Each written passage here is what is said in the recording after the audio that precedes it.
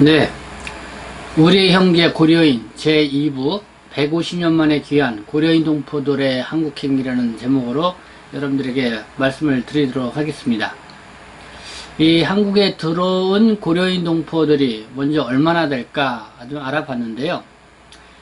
이 고려인 지원단체인 사단법인 너머 김영숙 안산시 고려인문화센터 센터장의 얘기를 들어보면요, 2019년 12월 기준 이 법무부 통계자료에는 이 방문 취업과 재외동포 체류 자격으로 이렇게 나와 있는 것을 볼 수가 있습니다. 그 인원은 한 7만 4천여 명. 법무부 출입국 월간 통계에 나와 있는 수치인데요. 이 통계에는 고려인으로 분명하게 구분되어 있지 않지만은 이 방문 취업과 재외동포 체류 자격은 이 고려인 동포들이 주로 체류 비자를 받고 있는 그런 체류 자격이죠. 그래서 이 러시아나 CIS 지역에서의 온 외국인 그는 방문 취업과 재외동포 인구는 7만 4천여 명으로 나와 있다는 것을 알 수가 있습니다. 여기에 이제는 그 고려인 동포 자녀들이 2013년경부터 눈에 많이 띄기 시작을 했다고 하는데요. 이 미성년 자녀들 같은 경우는 보통 F1, 그러니까 이 방문 동거, 이 체류 비자를 갖고 있어서 별도로 이렇게 고려인 자녀, 아이라고 이렇게 하기는 쉽지 않은데요. 그러나 이 김영숙 센터장이 이 동포들이 밀집 거주하고 있는 지역을 조사를 해보면은 성인 인구의 한 20% 수준, 그러니까 고려인 동포들이 방문 취업하고 재외동포 체류 자격이 7만 4천 명이니까요. 이거의 한 20% 수준으로 이렇게 파악을 할 수 있다, 이렇게 봅니다. 그래서 1만 5천에서 한 2만 명 정도가 될 것으로 이렇게 추산을 하고 있습니다. 이 고려인 동포들은 이 경기도 안산 지역뿐만 아니라 광주 광역시 월곡동 이쪽 지역은 이제는 고려인 마을로 많이 좀 유명해진 지역이죠. 그리고 경북, 경주, 경남, 김해, 그리고 충청도에는 청주, 아산, 그리고 이제는 경기도 지역에는 광주, 김포, 평택, 최근에는 화성 지역, 이렇게 많이 여러 곳에 분포해서 거주하고 있는 것을 파악해 볼 수 있다고 합니다. 이 고려인 동포들이 거주하고 있는 이런 집거지를 보면은요, 과거에는 중국 동포들이 초창기에 한국에 와서 거주해서 이루어진 그런 지역이었지만은, 이 중국 동포들이 이제 그 지역을 많이 이제는 떠나고요. 그리고 이제 중국 동포들은 이 서울 수도권 지역으로 많이 이제 밀집해서 모이는 그런 형상을 보였죠. 그러나 이 지역은 이 중국 동포들이 떠나고 그 빈자리를 대신 이 고려인 동포들이 채우고 있는 그런 현상들이 좀 특징적으로 보여지고 있고요. 그 지역은 대부분 이런 공단이 있거나 아주 커다란 농장이 있는 그런 지역을 끼고 있는 지역이었습니다. 그렇기 때문에 이 고려인 동포들이 한국에 와서 이 공장에서 일을 하시는 분들이 상당히 많다, 이렇게 볼 수가 있습니다. 그리고 이렇게 한국에 와서 이 고려인 동포들은 이 직장을 찾아서, 그리고 이 자녀들을 데리고 오신 분들 같은 경우는 자녀의 학교 입학과 관련돼서 요즘 그런 곳에서 좀 편리한 곳을 찾아서 이렇게 이주하는 그런 모습들도 좀 볼 수가 있었습니다. 네, 그러면 참고로 2015년 8월 기준 이 법무부 자료를 기초로 이민정책연구원이 작성한 고려인 거주지 현황 도표를 한번 보면서 한번 고려인 동포들이 어느 지역에 얼마큼 살고 있는지 살펴보도록 하겠습니다. 네, 이게 법무부가 2015년 8월 기준으로 통계한 내용을 이민정책연구원이 도표로 만든 것입니다. 가장 많은 것이 경기도죠.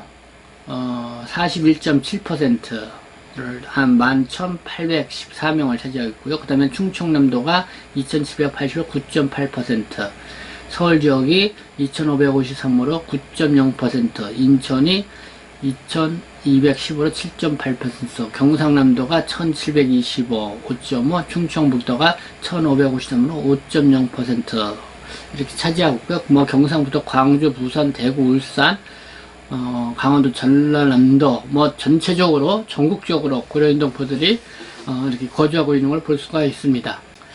이 그림에 나와 있는 이 도표는 이 재외동포와 방문 취업 사증을 소지하고 있는 고려인 동포 인구를 기준으로 했기 때문에요.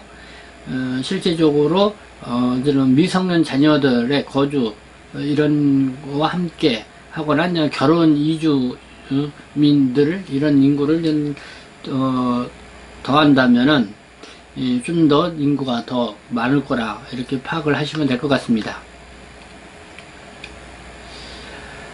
그래서 오늘 이번 시간은 주요하게 여러분들에게 좀 소개를 해드릴 것이 고려인 최초의 정착지로 알려져 있는 이 안산시 이 단원구 선부동에 위치하고 있는 떼골이라는 곳이죠. 떼골. 네, 이름이 떼골. 네. 이 경기도 안산시 선부동의 이 떼골, 이것은 한국에 온 고려인 동포들이 첫 번째 정착지로 알려져 있는 곳입니다. 2011년부터 이곳에서 고려인 동포 지원 활동을 펼치는 단체가 있었죠. 바로 이 너머라는 곳으로 이 고려인 동포들에게 한글 교육을 가르치는 야학으로 시작을 했습니다. 이곳에서 이제 김영수 안산시 고려인문화센터 센터장이 11월부터 활동을 했는데요.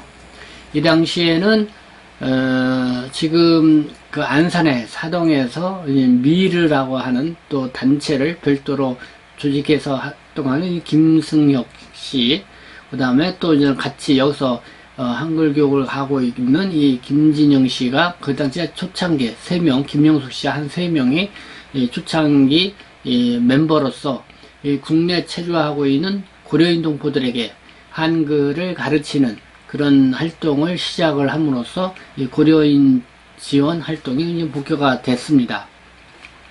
이 김명수 센터장은 그 당시에는 이제 한글 교육보다는 주로 이런 상담과 이런 행정 업무를 주로 맡아서 진행 활동을 했다고 합니다. 그러면은 2011년 이 활동 초기에 이 떼골은 어떤 곳이었고 이 고려인 동포들이 이 떼골에 많이 살게 된 그 이유에 대해서 김영수 센터장으로부터 한번 들어보도록 하겠습니다. 한국 사람들이 잘 살지 않은 그때 한참 재개발이 된다 만다 하면서 이주 노동자인 고려인 분들이 사는 그냥 어두운 골목 도시였어요. 원룸만 많은 그런 곳이었고, 고려인들도 가족들보다는 단독으로 와서 이주노동하는 분들로 구성이 돼 있었죠. 그리고 동네 자체도 활성화가 된 곳이 아니라 임대나 이런 데가 빈대가 상당히 많았고, 그런 곳이었고, 그냥 어둡고 칙칙하고 조용하고 이런 도시였어요. 2011년 당시 그 안산시에 거주하고 있는 고려인 동포는 한 2천, 많게는 한 3천 명까지 이렇게 파악이 된다고 하는데, 이 떼골 마을에는 한 500명 정도가 밀집해서 거주하고 있는 것으로 파악한다고 김영수 센터장은 얘기를 합니다. 고려인 동포들에게 대한민국은 모국이라는 곳, 그리고 돈을 벌 수 있는 곳, 바로 이런 두 가지 요소와 함께 외국 국적 동포에게는 이 방문 취업 비자하고 이 재동포 체류 비자를 부여를 해 주었죠. 그래서 이런 비자 정책으로 인해서 손쉽게 사람들은 한국에 올 수 있었을 것입니다. 그러나 이 중국 동포와는 다르게 한국어를 못하기 때문에 고려인 동포들의 한국 생활은 정착 초창기 때부터도 어려움이 많고요. 그리고 적응하는데도 그만큼 상당히 시간이 많이 걸립니다. 그래서 이 사실 한국에 왔지만은 뭐 일자리를 찾는 것서부터 그리고 뭐 집을 구하는 거 모든 것이 쉽지만은 않았습니다. 그래서 이 2011년도서부터 이 한국어를 가르쳐주는 야학이 이 떼골 마을에 생기고 그리고 또 여러 가지 상담을 해주는 그런 곳이 생김으로 인해서 고려인 동포들이 이 지역으로 더 많이 모여들었다 이렇게 판단이 됩니다. 이 김명수 센터장은 2008년경에 연해주 고려인 동포들을 돕기 위한 이 발의의 꿈, 사회적 기업을 동북아 평화연대에서 설립할 때부터 활동을 해왔다고 합니다. 그래서 2011년경에는 안산 떼골 마을에 와서 이 고려인 야학 넘어가 설립이 되었는데요.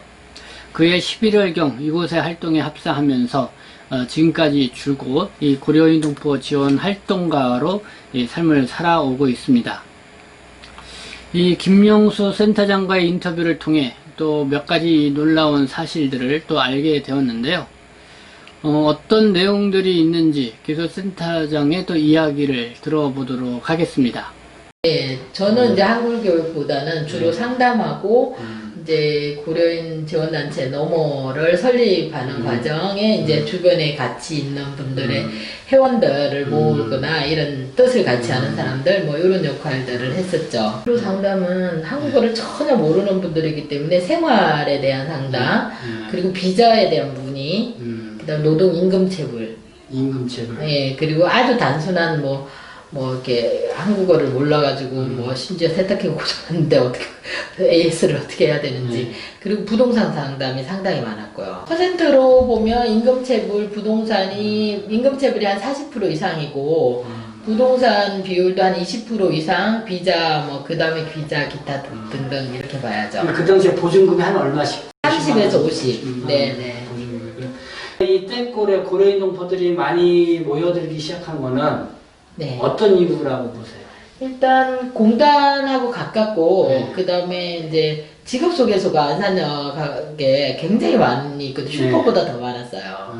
현재도 그렇지만 그런데 이제 안산역은 중국 동포들이 많이 살기도 하고 좀 상대적으로 교통이 편하니까 비쌌죠. 근데 여기는 보증금도 싸고 한 20만 원 정도 보증금이면 살 수 있었으니까 그러니까 이제 떼골 지역으로 모이기도 하고 그다음 이제 파견업체하고 가깝고 이러니까 그래서 이제 이쪽 떼골 지역으로 모이기 시작한 것 같습니다. 좀 고려인 동포 사회에 그래도 눈에 띄게 변화가 시작됐다 하면 어느 정도쯤 생각해요? 그래서 이제 저희 센터가 생기면서 이제 안산에도 어쨌든 안산 지역에서도 고려인에 대해서 너무나 생소했고 그때 이제 외국인 센터라는 곳에서도 마찬가지로 고려인 동포가 누군지를 몰랐던 상황이었죠. 그리고 이제 대부분 다 이제 국적국으로 분류를 했었는데 그때 그 고려인 발로자라는 분이 무용고로 돌아가신 사건이 있었어요. 그거를 이제 여기 있는 안산 시민사회단체에서 같이 장례식을 해주는 계기로 지역사회에다 좀 많이 확산을 했고, 확산이 되었고, 지역사회로 보면은 그걸 계기로 해서 안산시민 원탁회의 뭐 이런 것들을 준비를 했었어요. 고려인 지원을 위한 안산시민 원탁회의. 그 다음에 고려인 농포사회에서의 커뮤니티가 조금 이제 커뮤니티라기보다도 좀 지역적으로도 확인이 되고 이러기 시작한 건 고려인 이주 150주년 사업을 하면서 안산에서 이제 페스티벌을 했었잖아요. 10월이구나. 그때를 계기로 해서 이제 고려인들의 커뮤니티가 조금씩 보이기 시작한 거죠. 지역별 커뮤니티가. 그게 언제? 2014년도입니다. 2014년도? 예. 그때 150주년? 기념 페스티벌 했고. 예. 그 고려인 발로자? 예. 이분이 무용고였는데 근데 장례식을 안산 시민단체에서 해줬어요. 네네. 병사를 했는데 이제 연구가가 없고 그러니까 오랫동안 병원에서 이제 나갈 수가 없는 상황이었어요. 그래서 저희 단체에다가 의뢰를 했는데 저희도 이거를 뭐 이렇게 이 장례 절차도 모르고 어쨌든 이 상황에서 시민단체들이 그래도 장례식장을 빌려서 조촐하게 장례식을 치러준 거예요. 그게 2013년도예요. 2013년도? 예. 2013년도. 그래서 예. 그게 촉발이 되면서 이제 안산 시민들도 서서 관심 갖기 시작했어요. 네, 그래서 원탁회의나 이런 구조를 만들었고 150주년 기념사업, 고려인 이주 150주년 기념사업으로는 이제 중앙에서부터 시작을 했고 안산에서도 마찬가지로 안산 지역에 고려인들이 제일 많다라는 게 증명이 되면서 이제 안산에서 이 사업을 해야 되겠다 하고 그때 이제 했던 게 고려인 제도개선위원, 제도발전위원회라고 했던 것 같아요. 그 다음에 하나는 고려인 센터 관리위원회, 그 다음에 이제 고려인 그 축제, 그러니까 페스티벌위원회, 좀 문화복지위원회, 이런 식으로 해서 여기 현지에 있는 그 안산에 있는 현직 의원님들이 하나씩 다 이렇게 위원장 역할을 맡기도 했고, 시민 원탁회의 주요 원로나 주요 대표님들은 어쨌든 학계든 종교계든 그 다음에 그때 당시에 여야를 막론하고 다 함께 이 원탁회의에 들어왔었어요. 그게 150주년 행사를 계기로 해서. 네네네네네. 그걸 준비 과정에. 그런데 이제 아시다시피 2014년도에 안산에는 세월호가 어쨌든 이 지역사회 그리고 이 단원구에서 생긴 거예요. 그러면서 이제 사실은 처음에 이런 준비나 이런 것들을 1월 2월부터 위원회도 발족하고 이렇게 했다가 4월에 이제 이 지역사회 그 문제가 생기면서 고려인 문제는 지역사회에서 더 이상 얘기를 할 수가 없는 상황이 됐습니다. 묻혔다 이거죠? 예, 묻힌 게 아니라 뭐 얘기하기, 꺼내기도 어려운 상황이었죠. 저희 이 동네에 계시는 분들도 희생자가 있었으니까. 분위기가 그랬다는 거죠? 네, 그래서 아예 그거 자체가 이제 아예 없어진 상황이 되었는데, 그래도 이 센터 건립이나 이런 것들은 해야 되지 않냐라고 하는 이제 일각에서는 계속 했었고, 그리고 그때 당시에 이제 안산에서는 무슨 축제나 뭐 골목 행사 이런 게 아무것도 할 수가 없었어요. 뭐 그거는 잘 아시다시피 그러셨을 거고, 그리고 저희도 마찬가지로 그래서 이 축제를 하느냐 마느냐 이것 때문에도 한참 얘기가 많았는데, 어쨌든 여기에 들어와 있던 분들이 대부분이 다 이제 뭐 그래도 해야 되지 않냐. 그래서 그때가 10월에 시작을 한 게 6개월 후에 처음 하는 행사가 고려인 행사였어요. 세월호 사건이 터지고 나서 그게 4월달에 일어났으니까 이게 한 10월 달쯤에 네네 했으니까 지역의 행사를 아예 할 수가 없는, 특히나 무슨 뭐 아시다시피 축제나 뭐 이런 걸 하는 분위기는 아닌 거잖아요. 모두가 다 초상집이었으니까. 그래서 아주 조심스럽게 시작한 행사가 이제 그 고려인 이주 150주년 행사였고, 그래도 그나마 거기서 뭐 고려 극장도 오고 현지에서 해서 아주 성대하게 행사는 치러졌죠. 안산 선부동의 떼꼬레 초창기 활동했을 때의 그 상황, 그리고 동포들의 상담 그 내용들, 그리고 이어서 이 2013년도라고 그랬죠. 이 고려인 동포 분이 사망을 하게 됐는데, 이 안산 시민들이 장례식을 치러준 것이 계기가 되어서 이 고려인 동포들에게 관심을 갖는 그런 상황이 있었다는 얘기를 들을 수가 있었습니다.